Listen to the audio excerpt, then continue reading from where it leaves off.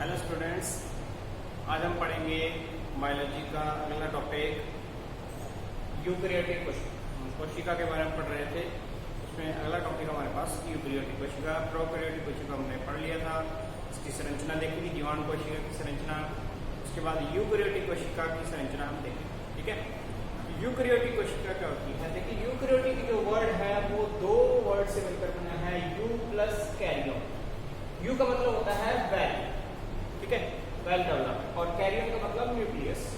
तो यूकैरियोटिक का वर्ड का मतलब है कि वेल डेवलप्ड न्यूक्लियस, यानी ऐसी कोशिका जिसमें वेल डेवलप्ड न्यूक्लियस होता है उसको यूकैरियोटिक कोशिका कहते हैं। ठीक है, तो यूकैरियोटिक जो कोशिका है उसमें सुसंगठित केंद्रक और झिल्लीबद्ध कोशिका पाए जाते हैं। ऐसी कोशिका जिसमें सुसंगठित केंद्रक और झिल्लीबद्ध कोशिका पाए जाते हैं, उस कोशिका को यूकैरियोटिक कोशिका कहा जाता है। ठीक है, तो ये कोशिका जो होती है वो समसूत्री विभाजन के द्वारा विभाजित होती है। यूकैरियोटिक कोशिका समसूत्री विभाजन के द्वारा विभाजित होती है और इसके केंद्रक के अंदर एक या एक से अधिक जो है केंद्रिका उपस्थित होती है। केंद्र में एक या अधिक केंद्रिका उपस्थित होती है, पाई जाती है। और इसका जो अनुवांशिक पदार्थ होता है, अनुवांशिक पदार्थ गुणसूत्रों के रूप में उपस्थित होता है। ठीक है, इसमें अनुवांशिक पदार्थ गुणसूत्रों के रूप में उपस्थित है, जो कि केंद्र उपस्थित होते हैं और वो केंद्रक झिल्ली से घिरा रहता है। केंद्रक के चारों ओर केंद्रक झिल्ली पाई जाती है, जिसमें केंद्रक द्रव्य होता है और उसमें केंद्रिका पाई जाती है। इसमें जो अनुवांशिक पदार्थ होता है वो डीएनए, हिस्टोन प्रोटीन और नॉन हिस्टोन प्रोटीन से मिलकर बना होता है। ठीक है, तो अनुवांशिक पदार्थ डीएनए, हिस्टोन और नॉन हिस्टोन प्रोटीन से मिलकर बना होता है। इसके अलावा इसमें जो है यूकैरियोटिक कोशिका के अंदर राइबोसोम भी दो प्रकार के पाए जाते हैं। दो प्रकार के राइबोसोम होते हैं, एक 70S होते हैं और एक 80S राइबोसोम्स होते हैं। ठीक है, दो प्रकार के। जबकि हमने देखा था प्रोकैरियोटिक कोशिका के अंदर सिर्फ एक ही प्रकार के राइबोसोम्स थे। कौन से? सिर्फ 70S राइबोसोम थे। कि यूकैरियोटिक कोशिका के अंदर दोनों प्रकार के राइबोसोम होते हैं, 70S भी और 80S भी। दोनों दो इकाइयों से मिलकर बने होते हैं। 70S जो है वो 30S और 50S इकाई के बने होते हैं, क्योंकि ये दोनों जो है 40S और 60S इकाई से मिलकर बने होते हैं। ठीक है, तो इसमें भी दो इकाइयां हैं, इसमें भी दो इकाइयां होती हैं। 70S राइबोसोम जो है ये माइटोकॉन्ड्रिया में और हरित लवक के अंदर पाए जाते हैं। ठीक है, जबकि 80S राइबोसोम जो है ये कोशिका द्रव्य के अंदर बिखरे हुए या अंतःप्राद्रव्य जालिका जो होती है उसके ऊपर पाए जाते हैं। ठीक है, कोशिका के अंदर जो है जो जीव द्रव्य कला जो होती है उसके अंदर का जो जीवित पदार्थ होता है, उस जीवित पदार्थ को जीव द्रव्य कहा जाता है। कोशिका के अंदर जो जीवित पदार्थ होता है, जो कोशिका जो झिल्ली है उससे घिरा हुआ जो पदार्थ होता है, जीवित पदार्थ, उसको जीव द्रव्य कहते हैं। और इस जीव द्रव्य में से अगर केंद्र को निकाल दिया जाए, जीव द्रव्य में से अगर इसको केंद्र को निकाल दिया जाए तो शेष जो भाग बच जाता है उसको कोशिका द्रव्य कहते हैं।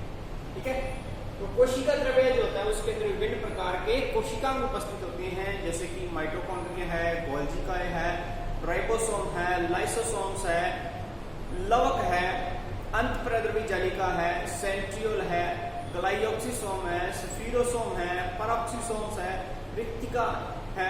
ये बहुत सारे जो कोशिका है सारे इस कोशिका द्रव्य के अंदर बिखरे हुए पाए जाते हैं। ठीक है, तो ये यूकैरियोटिक कोशिका की संरचना है। यूकैरियोटिक कोशिका के बारे में जिसको हम डिटेल से पढ़ेंगे, एक एक कोशिका को पढ़ेंगे।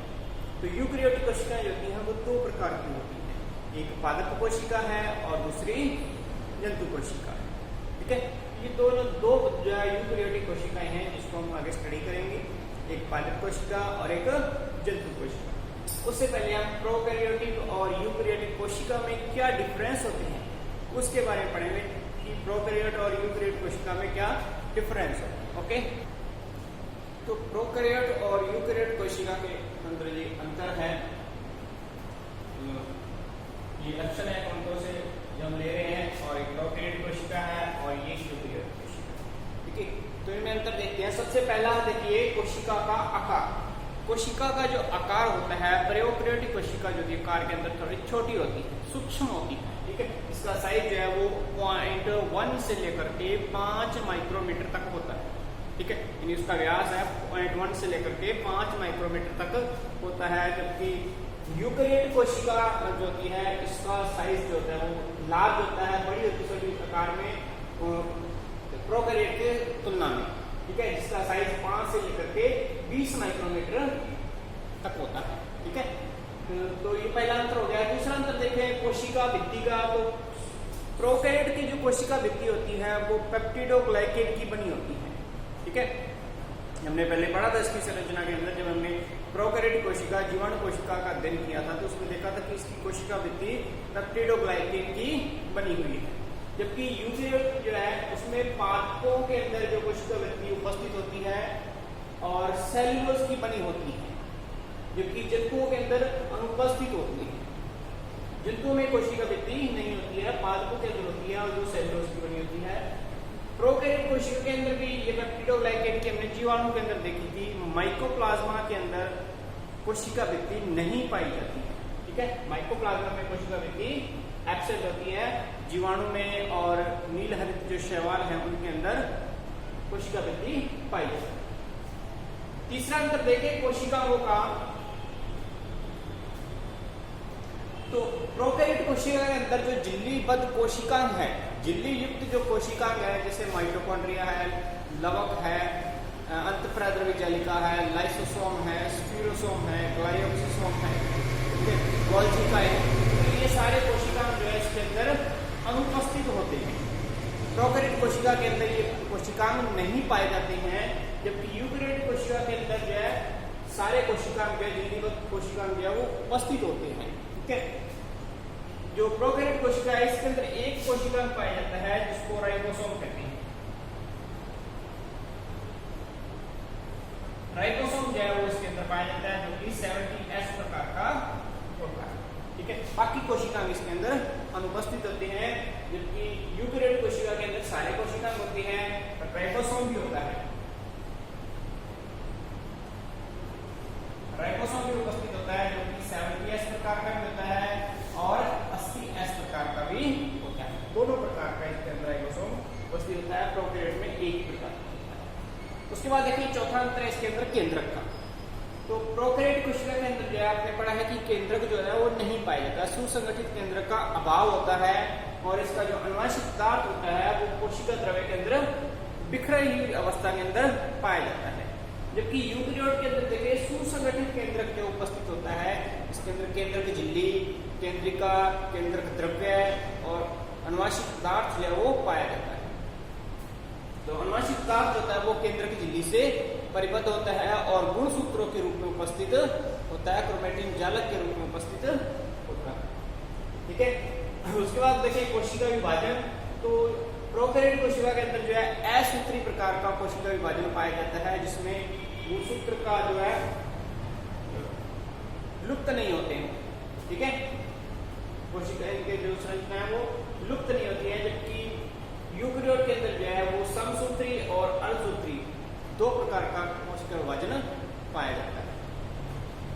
लैंगिक चयन की बात करें तो प्रोकैरियोट के अंदर जो है सत्य लैंगिक चयन नहीं पाया जाता है, ट्रू सेक्सुअल रिप्रोडक्शन जो है एब्सेंट होता है।